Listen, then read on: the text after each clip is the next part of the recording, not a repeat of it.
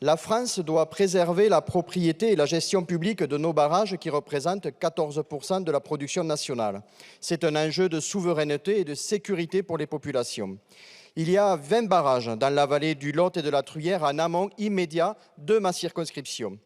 Cet article 7 propose de passer l'exploitation des barrages d'un régime de concession à un régime d'autorisation.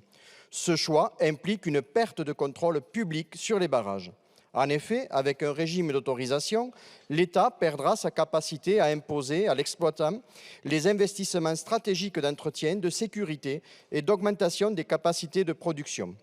Ce régime d'autorisation ne prémunit pas la France des contentieux juridiques ni d'une mise en concurrence des exploitations.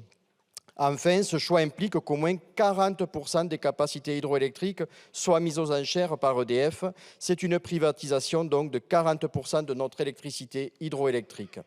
Les barrages et leur exploitation sont un bien public qui doivent répondre uniquement à des impératifs d'intérêt général.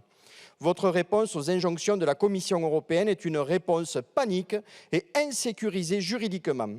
Faisons le choix de la seule solution reconnue juridiquement robuste pour empêcher la mise en concurrence et conserver la maîtrise publique des barrages. Il s'agit du régime protecteur de la quasi-régie sous statut d'établissement public. Elle permettrait de déclencher sans attendre les indispensables investissements sur les barrages. Elle satisfait aux exigences européennes.